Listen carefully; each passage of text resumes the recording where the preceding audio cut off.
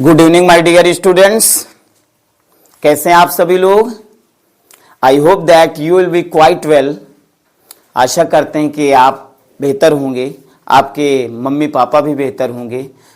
Thanks God कि आप बेहतर हैं। यकीनन आप बेहतर हैं तो मैं बेहतर हूं, आप खुश हैं तो मैं खुश हूं। चलिए नेक्स्ट देखते हैं। आज ये जो अवसर मिल रहा मुझे पढ़ाने का, मैं तो अपना सौभाग्य मानता हूं, लेकिन इस बात की भी प्रसन्नता होती है जब आप पढ़ते हो तो बहुत ही अच्छा फील होता है। मन में होता है कि जो ओके इंग्लिश क्लासेज का उद्देश्य है वो पूरा हो रहा है। पूरा किस लिए हो रहा? क्योंकि बच्चे पढ़ रहे हैं, नॉलेज ले रहे हैं। जो इंग्लिश नहीं आ रही वो समझ रहे हैं। आपको धीरे धीरे इंग्लिश आपकी क्रिएट हो रही है, यानी इंग्लिश में धीरे धीरे परफेक्ट हो रहे हैं। इस बात की मुझे प्रसन्नता हो रही है। Thank you so much. फिर से आपका ओके इंग्लिश क्लासेज में हार्दिक स्वागत और अभिनंदन है। Come to the point. आपका कौन सा टेंस चल रहा था? पार्ट 27 में मैंने प्रेजेंट परफेक्ट टेंस पढ़ाया है, जिसकी मैंने आइडेंटिटी बताया, अफर्मेटिव सेंटेंस बताया, निगेटिव सेंटेंस बताया। तो एक बार मुझे सारे बच्चे बताएंगे कि प्रेजेंट परफेक्ट टेंस की हेल्पिंग वर्ब क्या होती है? Tell me everyone, what is helping verb of present perfect tense? Present perfect tense की हेल्पिंग वर्ब क्या होती है? वेरी गुड, क्या होती है? हैज या हैव होती है। अच्छा बताइए, वर्ब की कौन सी फॉर्म लगाते हैं प्रेजेंट परफेक्ट टेंस में? प्रेजेंट परफेक्ट टेंस में वर्ब की कौन सी फॉर्म लगाते हैं, अर्थात मेन वर्ब की कौन सी फॉर्म लगाते हैं? थर्ड फॉर्म लगाते हैं। Very good. इतनी बात याद रखना सदैव जरूरी है। अगर इतनी बात याद रखते हो, यानी टेंस की आइडेंटिटी याद रखते हो, हेल्पिंग वर्ब याद रखते हो, तो यकीनन सेंटेंस बनाना आपको पूर्णता आएगा। ठीक है? यदि आपको आइडेंटिटी नहीं याद, हेल्पिंग वर्ब आपको नहीं आती, तो फिर अनुवाद करना बड़ा मुश्किल हो जाएगा लल्ला। और मुश्किल नहीं होना चाहिए। जब समय दे रहे हो, पढ़ रहे हो, तो बेहतर तरीके से ही पढ़ना है। पढ़ना भी एक तपस्या है। मैंने इसके पहले भी मैंने बताया है, पढ़ना भी एक तपस्या है। 2 घंटे, 3 घंटे, 4 घंटे, 1 घंटे बैठकर पढ़ना, यह भी एक तपस्या है। लेकिन ये एक ऐसी तपस्या है जो आने वाले वक्त में आपको जीवन को संवार देगी, आपके जीवन को संवार देगी। और यदि आप पढ़ते लिखते नहीं हैं तो बहुत मुश्किल हो जाएगी जीवन में, है ना? एक चीज और बता रहा हूं, जीवन का उद्देश्य केवल कमाना खाना ही नहीं है, बल्कि जीवन का उद्देश्य ये शिक्षा, ये ज्ञान हमें जीवन को संयमित करना सिखाती है। क्या करना सिखाती है? जीवन को संयमित करना सिखाती है। जीवन जीने की कला सिखाती है। समझ उत्पन्न करती है कि हमें क्या करना चाहिए, क्या नहीं करना चाहिए। यकीनन शिक्षा का उद्देश्य ज्ञान का प्रकाश फैलाना है। शिक्षा का उद्देश्य प्रकाश फैलाना है, ना कि अंधकार फैलाना है। एक प्रश्न पूछ रहा हूं आपसे, सारे लोग उत्तर देंगे। अच्छा बताइए, इतने बड़े अपने संसार में या अपने हिंदुस्तान में, अपने देश में, अपने भारत वर्ष में अगर एक इंसान खराब हो जाए, बुरा हो जाए, तो बताइए कोई फर्क पड़ेगा? जहां पे 125 करोड़ की आबादी है, और इससे भी ज्यादा हो गया। अब तो दुनिया में जनसंख्या में भारत का पहला स्थान है। अब आप मुझे बताओ, अगर एक इंसान बुरा हो जाए तो क्या उसका प्रभाव पड़ेगा? यस और नो? नहीं पड़ेगा। क्यों? संख्या बहुत है? नहीं बेटा, इस बात को सदैव याद रखना। चलिए थोड़ी बातें करता हूं, बताता हूं। इस बात को जानना बहुत जरूरी है। हर एक नागरिक, हर एक भारतीय को जानना जरूरी है कि क्या जहां पे इतनी बड़ी संख्या है, जहां पे इतनी बड़ी जनसंख्या है, कि एक इंसान अगर बुरा हो जाए तो क्या उसका प्रभाव नहीं पड़ेगा? अरे लल्ला, बिल्कुल पड़ेगा, बिल्कुल पड़ेगा। मैं सिद्ध करके बता सकता हूं। देखिए, जब कैंडल जलती है, मोमबत्ती जलती है ना, तो प्रकाश रहता है ना। यानी एक रो में कई कैंडल्स, मोमबत्तियां लगा दो और उन्हें जला दो, और एक मोमबत्ती बुझ जाए तो प्रकाश के स्थान पे अंधकार हो जाता है। तो तो इस तरह से यहां से सिद्ध होता है कि एक इंसान के बुरे होने से बुरा प्रभाव पड़ता है। तो ऑलवेज बी गुड, हमेशा अच्छे बनो, हमेशा अच्छे बनो। क्यों क्यों अच्छे बनोगे? क्योंकि यह आपका दायित्व है, यह मानव कर्तव्य है कि हम अच्छे बने। मेरे कहने का तात्पर्य सारे बच्चे समझ रहे होंगे कि आपको अच्छा बनना है, एक अच्छा स्टूडेंट बनना है, अच्छे स्टूडेंट के बाद अच्छा नागरिक बनना है और बेहतर तरीके से समाज की सेवा के लिए, देश की सेवा के लिए समर्पित होना है। Thank you so much. चलिए आगे देखते हैं। अब कौन सा सेंटेंस पढ़ना है आपको? प्रेजेंट परफेक्ट का इंट्रागेटिव सेंटेंस। क्यों? क्योंकि अफर्मेटिव नेगेटिव सेंटेंस मैं पढ़ा चुका हूं, अब आपको इंट्रागेटिव सेंटेंस पढ़ना है। You are okay? You are ready? Okay. चलिए देखिए, इंट्रागेटिव सेंटेंस जान गए। प्रश्नवाचक वाक्य, जिस वाक्य में प्रश्नवाचक शब्द आए उसे हम इंट्रागेटिव सेंटेंस कहते हैं। कितने रूल होते हैं? अरे भैया, अरे लल्ला, 2 रूल होते हैं, रूल 1 रूल 2। इसके पहले आप पढ़ चुके हो, वही नियम इसमें भी लागू होगा। ठीक है, चलिए रूल 1 देखिए। रूल 1 क्या है लल्ला? यदि कोई वाक्य क्या से प्रारंभ हो, किससे प्रारंभ हो बेटा? क्या से प्रारंभ हो, तो हम अनुवाद कहां शुरू करेंगे? सहायक क्रिया। अब मुझे बताइए, प्रेजेंट परफेक्ट टेंस की सहायक क्रिया हेल्पिंग वर्ब क्या होती है? हैज या है होती है। क्या होती है? हैज या है होती है। ठीक है, तो क्या से प्रारंभ हो तो हम अनुवाद कहां शुरू करेंगे? सहायक क्रिया हैज या है। फिर इसके बाद क्या लिखते हैं? सब्जेक्ट लिखते हैं। फिर इसके बाद क्या लिखते हैं बेटा? मेन वर्ब की थर्ड फॉर्म लिखते हैं। कौन सी फॉर्म? थर्ड फॉर्म लिखते हैं। फिर इसके बाद क्या लिखते हैं? ऑब्जेक्ट लिखते हैं। क्या लिखते हैं? ऑब्जेक्ट। फिर इसके बाद क्या लिखते हैं? अदर वर्ड लिखते हैं। क्या लिखते हैं? अदर वर्ड लिखते हैं। फिर इसके बाद क्या लगाते हैं? क्वेश्चन मार्क लगाते हैं।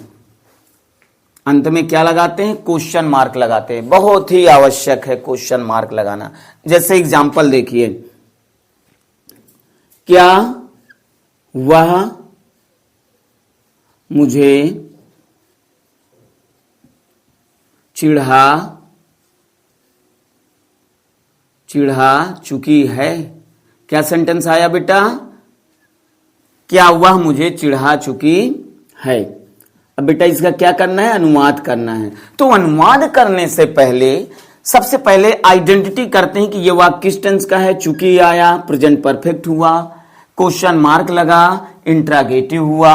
कौन सा रूल है? रूल 1 है, क्योंकि किससे शुरू हो रहा? क्या से। तो देखिए रूल 1 है या नहीं है, मालूम हुआ ना? बिल्कुल आसानी से समझना है, बहुत आसानी से समझ में आ जाएंगे, बस समझने की कोशिश करिए। क्या से शुरू हुआ तो अनुवाद कहां शुरू करेंगे? हैज या हैव। हैज हैव लगाने के लिए हमें सब्जेक्ट देखना है। सब्जेक्ट क्या है? वह एक वचन है या बहुवचन है? एक वचन है, सिंगुलर सब्जेक्ट है, तो हमको सहायक क्रिया क्या लगानी है? क्या यूज करनी है? हैज। अगर यहां पे बहुवचन सब्जेक्ट होता तो हैव से शुरू करते, है ना? हैज लग गया। अब इसके बाद सब्जेक्ट क्या है बेटा? सी। चिढ़ा चुकी है, फेमिनाइन जेंडर है, फीमेल है ना, तो सी, हैज सी। अब आगे देखिए, सब्जेक्ट बाद क्या लिखोगे? Main verb. चिढ़ाना काय माने होता है? टीज। क्या होता है? टीज। देखो बता दे रहे हैं, टीज, TEASE। टीज मीन्स चिढ़ाना होता है। क्या होता है? टीज मीन्स चिढ़ाना, याद रखिएगा। टीज मीन्स क्या होता है? चिढ़ाना। ठीक है, और टीज का थर्ड फॉर्म क्या होता है? टीज्ड हो जाता है। तो has she teased. Teased object क्या है? मुझे। आई का ऑब्जेक्ट क्या होता है? मी। क्या होता है? मी। और अदर वर्ड कुछ है? कुछ नहीं दिया, क्वेश्चन मार्क लगा दिया, आपका सेंटेंस कंप्लीट हो गया लल्ला। क्या बना? हैज सी टीज्ड मी। क्या वो मुझे चिढ़ा चुकी है? क्या वो मुझे चिढ़ा चुकी है? क्या क्लियर हुआ? क्लियर हुआ। एक एग्जांपल और देख लीजिएगा। अच्छा, क्या तुम आज उसे पीट चुके हो या पीटे हो? पीट चुके हो। चलिए अनुवाद करना है, कैसे करोगे? सबसे पहले देखेंगे आइडेंटिटी, चुके हुआ आया, प्रेजेंट परफेक्ट हुआ, क्वेश्चन मार्क लगा, इंट्रागेटिव हुआ। कौन सा रूल है? रूल 1 है। जब कोई वाक्य से प्रारंभ हो तो अनुवाद हैज या हैव से शुरू करेंगे। हैज हैव लगाने के लिए सब्जेक्ट देखेंगे। तुम बहुवचन करता है, बहुवचन सब्जेक्ट है तो क्या लिखेंगे? हैव। क्या हेल्पिंग वर्ब लगाएंगे? हैव। फिर सब्जेक्ट क्या है? यू। फिर क्या लिखेंगे? मेन वर्ब पीटना, बीट, बीट, बीटन। बीट का थर्ड फॉर्म क्या होता है लल्ला? बीटन। ऑब्जेक्ट क्या है? मेन वर्ब की थर्ड फॉर्म के बाद ऑब्जेक्ट क्या है? उसे, तो क्या हो जाएगा? हिम। अदर वर्ड क्या है? Today. Your sentence is complete, question mark, या your translation is complete. Have you beaten him today? क्या तुम आज उसे पीट चुके हो? क्लियर हुआ? आ जाएगा। That is very nice. Note करिए सभी लोग, और पूरे जुनून के साथ पढ़ना है, होश हवास में पढ़ना है, मेहनत करना है, आगे बढ़ना है। राइट नाउ इसे राइट करेंगे सारे बच्चे। आई होप सारे बच्चे लिख चुके होंगे, समझ लिए होंगे बेहतर तरीके से। न समझ में आए तो बताइए, न समझ में आए तो बताइए। आ गया? आगे चले। Very good. देखिएगा, शाबाश। Please attention everyone. Rule 2। Rule 2 क्या है लल्ला? अरे वही छाया हुआ रूल। कौन सा? अरे भैया, यदि किसी वाक्य के बीच में कोई प्रश्नवाचक शब्द आए तो अनुवाद करते समय प्रश्नवाचक की अंग्रेजी हम पहले लिखते हैं, अर्थात क्वेश्चन वर्ड पहले लिखते हैं। जो क्वेश्चन वर्ड बीच में आएगा उसकी अंग्रेजी हम पहले लिखेंगे। क्वेश्चन वर्ड समझ रहे हो ना? क्या, कब, कौन, कैसे, कहां, किसे बीच में आएंगे तो अनुवाद करते समय क्वेश्चन वर्ड पहले लिखते हैं। फिर इसके बाद helping verb, present perfect tense की बताइए हेल्पिंग वर्ब क्या होती है? हैज या हैव होती है। Very good. फिर इसके बाद क्या लिखते हैं? शाबाश, सब्जेक्ट लिखते हैं। सारे लोग मिलकर बताएंगे। फिर इसके बाद क्या लिखते हैं? वेरी गुड, मेन वर्ब की थर्ड फॉर्म। क्या लिखते हैं? मेन वर्ब की थर्ड फॉर्म। फिर आगे क्या लिखते हैं? क्या लिखते हैं भाई? ऑब्जेक्ट लिखते हैं। क्या लिखते हैं बेटा? ऑब्जेक्ट लिखते हैं। फिर इसके बाद क्या लिखते हैं? शाबाश, अदर वर्ड लिखते हैं। फिर इसके बाद क्या लिखते हैं? वेरी गुड, क्वेश्चन मार्क लगाते हैं। इसके बिना तो इंट्रागेटिव सेंटेंस अधूरा सा है या अधूरा है। ठीक है, चलिए देखिए अब अनुवाद कैसे करते हैं देखिएगा। जैसे कहा गया कि जैसे मेरी माताजी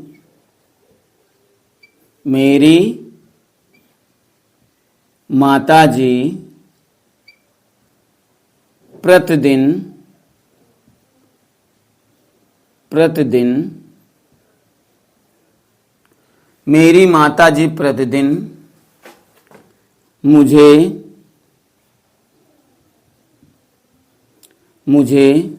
क्यों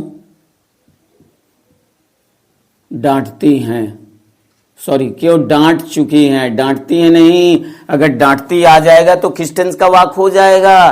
प्रेजेंट इंडेफिनिट का हो जाएगा। डांट चुकी हैं, मेरी माताजी प्रतिदिन मुझे क्यों डांट चुकी हैं, या क्यों डांट चुकी हैं। ठीक है, चुकी आया, प्रेजेंट परफेक्ट हुआ, क्वेश्चन मार्क लगा, इंट्रागेटिव हुआ। चले देखते हैं, मेरी माताजी प्रतिदिन मुझे क्यों। अरे भैया, प्रश्नवाचक सब बीच में आया है तो प्रेजेंट परफेक्ट का इंट्रागेटिव का कौन सा रूल हो जाएगा? रूल 2 हो जाएगा। क्या हो जाएगा बेटा? रूल 2 हो जाएगा। तो क्वेश्चन वर्ड क्या आया है? क्यों। तो नियम बताएगा, यदि किसी वाक्य के बीच में कोई प्रश्नवाचक शब्द आए तो अनुवाद करते समय प्रश्नवाचक की अंग्रेजी पहले लिखते हैं। क्वेश्चन वर्ड क्या है? तो काहे माने क्यों होता है? व्हाई। फिर इसके बाद क्या देखते हैं? सब्जेक्ट मेरी माताजी। एक वचन है या बहुवचन है? एक वचन है तो हैज लगाएंगे। अगर बहुवचन सब्जेक्ट होता तो हैव लगाते। Has my mother. क्या लिखेंगे? My mother. ठीक है, फिर इसके बाद मेन वर्ब की थर्ड फॉर्म डांटना, स्कॉल्ड होता है। स्कॉल्ड का थर्ड फॉर्म क्या होता है लल्ला? स्कॉल्डेड। क्या हो जाता है? स्कॉल्डेड। याद रखना, ये मीनिंग से याद कर लेना। स्कॉल्ड, स्कॉल्ड माने डांटना होता है, फटकारना होता है, डांटना, डांटना। ठीक है, याद रखिएगा। स्कॉल्ड का सेकंड फॉर्म स्कॉल्ड और थर्ड फॉर्म स्कॉल्डेड। ठीक है, scold, scolded, scolded. Why has my mother scolded? डांट चुकी है। किसे डांट चुकी है? अब इसके बाद क्या लिखते हैं? मेन वर्ब के बाद ऑब्जेक्ट। ऑब्जेक्ट क्या है? मुझे। तो क्या हो जाएगा लल्ला? मी। अब अदर वर्ड क्या है? प्रतिदिन, एवरी डे या डेली। तो अनुवाद क्या हुआ इसका बताइए? Has my mother scolded me daily, sorry, why has my mother scolded me daily. मेरी माताजी प्रतिदिन मुझे क्यों डांट चुकी है। क्लियर हुआ? क्लियर हुआ? आ जाएंगे, आ जाएंगे। देखिए एक चीज और समझ लीजिएगा, सब्जेक्ट यहां पे एक वचन है इसलिए हैज लगाएं।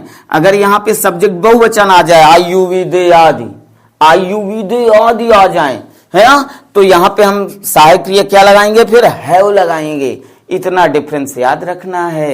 एक वचन करता हो तो सहायक क्रिया हैज का प्रयोग, अगर बहुवचन करता हो आई यू वी दे आदि तो उसके साथ फिर हम सहायक क्रिया हैव का प्रयोग करते हैं। क्लियर हो गया ये? राइट नाउ लिखिए सभी लोग बेहतर तरीके से। शाबाश, शाबाश। राइट नाउ सारे बच्चे लिखेंगे, सारे बच्चे लिखेंगे, सारे मुन्ना लिखेंगे, सारी गुड़िया लिखेंगी। शाबाश, लिखिए। Very good. सारे लोग। इंट्रागेटिव के बाद क्या आता है? Negative and interrogative sentence. ठीक है, चलिए देखिए, हेडिंग डालेंगे negative, negative and interrogative sentence, interrogative sentence.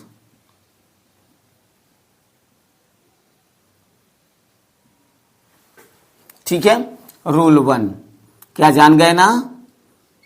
Interrogative के बाद निगेटिव एंड इंट्रागेटिव सेंटेंस आता है ना। जिस वाक्य में नहीं शब्द है और प्रश्नवाचक शब्द है उसे निगेटिव एंड इंट्रागेटिव सेंटेंस कहते हैं। यही बताया था ना, यही बताया था ना। शाबाश। देखिए रूल 1, रूल 1 वही है जो इंट्रागेटिव का है। वही नियम, कुछ नया नहीं है। यदि कोई वाक्य से प्रारंभ हो तो अनुवाद कहां शुरू करेंगे लल्ला? हैज या हैव से। वेरी गुड, शाबाश, you are going well. Has या हैव। फिर इसके बाद क्या लिखते हैं? सभी लोग बताइएगा क्या लिखते हैं? सब्जेक्ट लिखते हैं। फिर इसके बाद क्या लिखते हैं? नॉट लगाते हैं। शाबाश। फिर इसके बाद क्या लिखते हैं? मेन वर्ब की थर्ड फॉर्म लगाते हैं। शाबाश। फिर इसके बाद क्या लिखते हैं? ऑब्जेक्ट लिखते हैं। Very good. फिर इसके बाद क्या लिखते हैं? अदर वर्ड लगाते हैं। फिर क्या लिखते हैं? क्वेश्चन मार्क लिखते हैं। क्या लिखते हैं? Question mark. अरे भैया सो रहे हो क्या? क्या लगाते हैं बताइए? क्या लिखते हैं लास्ट में? अरे भैया क्वेश्चन मार्क लगाते हैं। क्या लगाते हैं? क्वेश्चन मार्क लगाते हैं। शाबाश। देखिए एग्जांपल जैसे क्या तारे दिन में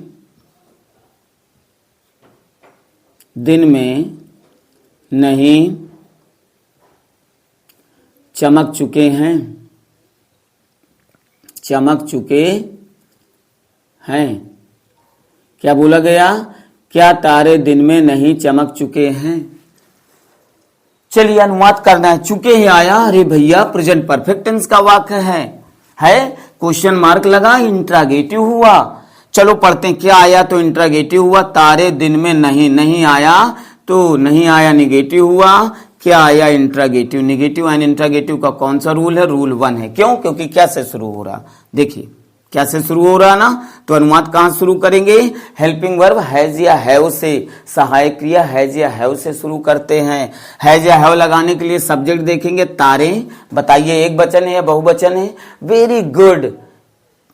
वेरी गुड रिया, तारे एक वचन या बहुवचन, शाबाश बहुवचन, तो सहायक क्रिया हम क्या लगाएंगे, हैव लगाएंगे, क्या लगाएंगे अंजना बेटा, हैव, तो ये देखिए हैव लगाएंगे। फिर इसके बाद क्या लिखेंगे, पल्लवी आप बताइए क्या लिखेंगे बेटा, सब्जेक्ट, क्या लिखेंगे, सब्जेक्ट, सब्जेक्ट क्या है, तारे, तो क्या हो जाएगा, द स्टार्स, क्या हो जाएगा, द स्टार्स। फिर इसके बाद क्या लगाएंगे, नॉट, क्या लगाएंगे, नॉट, क्या लगाएंगे, नॉट। फिर इसके बाद मेन वर्ब की थर्ड फॉर्म, मेन वर्ब क्या है, चमकना, साइन, साइन का थर्ड फॉर्म सोन होता है, साइन का थर्ड फॉर्म सोन, साइन सोन सोन, तो बेटा थर्ड फॉर्म याद करना है, ठीक है, थर्ड फॉर्म नहीं आएंगी तो फिर इस टेंस के अनुवाद आपको नहीं आएंगे, आप गलत सेंटेंस बनाएंगे, ठीक है, तो इस बात को याद रखिए, थर्ड फॉर्म आपको याद करने हैं, ठीक है, सोन हो गया। अब अदर वर्ड में ऑब्जेक्ट तो दिया नहीं, क्यों चमकते हैं भैया, दिन में, अदर वर्ड दिया है, अदर वर्ड क्या, दिन में, in the day, in the day, question mark लगा दीजिएगा, आपका सेंटेंस बिल्कुल फलने फूलने लगा, उछलने लगा, चमकने लगा। कब चमका, जब आप सही तरीके से अनुवाद किए तो आपका सेंटेंस भी चमकने लगा। चलिए बात समझ में आ गई, आ गई, आ जाएंगे अब आगे, बना लोगे सेंटेंस, वेरी गुड। चलिए देखिए रूल 2 देखिएगा,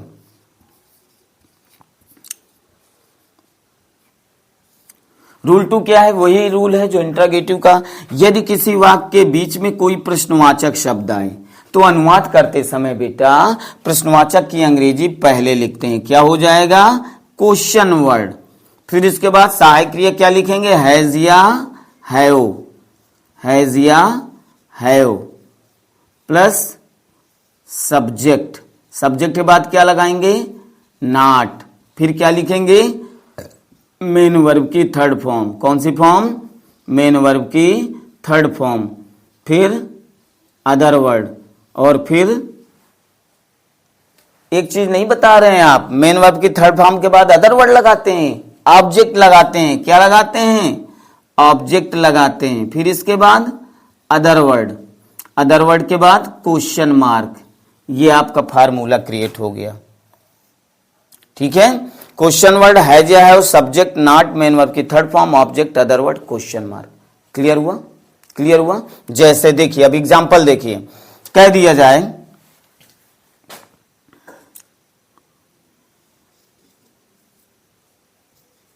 तुम आज एक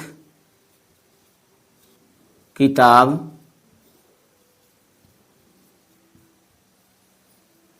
क्यों नहीं पढ़ चुके हो, तुम आज एक किताब क्यों नहीं पढ़ चुके हो, पढ़ चुके हो, क्वेश्चन मार्क। देखिए अनुवाद करना है, कैसे करोगे, सबसे पहले पहचान करो ये वाक्य किस टेंस का है, चुके हो आया, प्रेजेंट परफेक्ट हुआ, क्वेश्चन मार्क लगा, इंट्रोगेटिव हुआ। चलो सेंटेंस पढ़ते हैं, तुम आज एक किताब, अरे भैया क्या हुआ, अरे भैया नहीं आया, निगेटिव हुआ, क्यों आया, इंट्रोगेटिव हुआ। तो ये निगेटिव एंड इंट्रोगेटिव का कौन सा रूल है, रूल 1 है। क्यों, क्योंकि प्रश्नवाचक शब्द बीच में आया है, तो अनुवाद करते समय प्रश्नवाचक शब्द की अंग्रेजी पहले लिखना है, काहे माने क्यों, वाई मीन्स क्यों। क्लियर हुआ। फिर सब्जेक्ट देखते हैं, बहुवचन, सब्जेक्ट क्या है, यू, बहुवचन है, बहुवचन करता है तो सहायक क्रिया क्या लगाओगे, हैव लगाओगे, क्या लगाओगे बेटा, हैव लगाओगे, ठीक है। फिर इसके बाद सब्जेक्ट, सब्जेक्ट क्या है, यू, क्या है, यू। फिर क्या लगाओगे, नॉट, मेन वर्ब के सब्जेक्ट के बाद क्या लगाओगे, नॉट। फिर मेन वर्ब क्या है, पढ़ना, रीड, रीड का थर्ड फॉर्म रीड, रीड ही होगा। फिर ऑब्जेक्ट क्या है, एक किताब, अ बुक, क्या हो जाएगा बेटा, अ बुक। फिर अदर वर्ड क्या है, आज, टुडे, क्या हो जाएगा, today. Your translation is complete. Why have you not read a book today? तुम आज एक किताब क्यों नहीं पढ़ चुके हो? यहां से आपका ये प्रेजेंट परफेक्ट टेंस फिनिश हो जाता है। बस अभ्यास करना है और प्रैक्टिस सेट थर्ड आपका, ठीक है, इसके बाद आएगा, ठीक है, उसमें प्रैक्टिस सेट आपको कुछ क्वेश्चंस हल कराएंगे, प्रेजेंट परफेक्ट टेंस का अभ्यास कराएंगे। तो बेटा बेहतर तरीके से पढ़ना है, सेंटेंस बनाना है, मीनिंग से याद करना है। मैं ये नहीं कह रहा हूं कि पूरे दिन किताब लेकर बैठो, लेकिन समय से पढ़ाई करना है। जैसे बताया हूं, जैसे नित्य भोजन करते हो सुबह दोपहर शाम, वैसे ही नित्य अच्छे मन से पढ़ लेना बेटा, अच्छे मन से पढ़ लेना। अच्छे मन से पढ़ लोगे तो आने वाले वक्त में जीवन बदल जाएगा। अगर मन से नहीं पढ़ोगे तो जीवन खराब हो जाएगा। ठीक है, थैंक यू सो मच। और होमवर्क भी मैं दे रहा हूं। होमवर्क में 20 सेंटेंस बनाइएगा, ठीक है। हर टेंस, अगर एक टेंस समाप्त हो जाए तो 40-50 सेंटेंस बनाइएगा, तब वो आपके माइंड में सेटअप हो जाएंगे। और बोलने का अभ्यास करिए, बोलने का अभ्यास करिए, ताकि ये टेंस बिल्कुल परफेक्ट हो जाए, है ना। क्योंकि प्रेजेंट यानी टेंस समाप्त होने के बाद आपको वॉइस पढ़ाऊंगा, बेहतर तरीके से वॉइस पढ़ाऊंगा कि हर एक बात बिल्कुल क्लियर हो जाएगी। चलिए बेहतर तरीके से मेहनत करिए बेटा, है ना। जिसके लिए आप समय दे रहे हैं, आप पढ़ रहे हैं, आपके पेरेंट्स आपको सारी सुख सुविधाएं दे रहे हैं, है ना, तो उसका सदुपयोग करना है, दुरुपयोग नहीं करना है ना। जिस आशा से आपके पेरेंट्स आपको सुविधा दे रहे हैं, उसी आशा के साथ, उतनी ही जिम्मेदारी के साथ आपका भी पढ़ना कर्तव्य है। अगर आप नहीं पढ़ेंगे तो मैं मानूंगा आप गंदे बच्चे हैं, आप अपने पैर पे कुल्हाड़ी मार रहे हैं। अगर आप बिगड़ जाओगे तो मुझ सबसे ज्यादा इस संसार में अगर दुख होगा तो मुझे होगा दुख,